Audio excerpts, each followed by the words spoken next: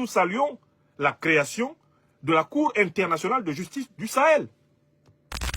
Cette cour-là pourra donc convoquer n'importe quel dirigeant de cette terre, d'un gouvernement ou d'une puissance qui s'avère participer à la déstabilisation de l'Afrique.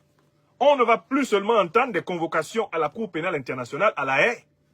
Nous aussi au Sahel, on va convoquer à la Cour pénale internationale tous ceux qui de près ou de loin ont créé, armé, financé Al-Qaïda et le État islamique pour tuer nos populations.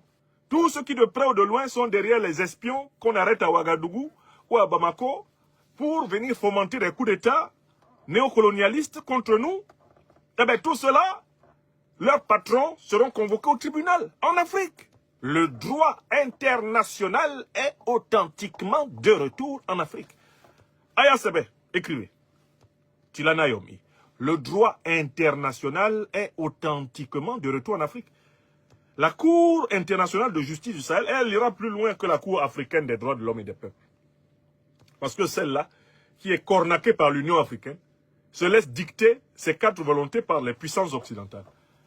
Au Sahel, toutes les puissances qui, de près ou de loin, sont impliquées dans les actions terroristes contre les peuples africains, vont voir leur gouvernement, leurs dirigeants, invoqués, convoqués, jugés et condamnés, avec les mandats qui s'imposent.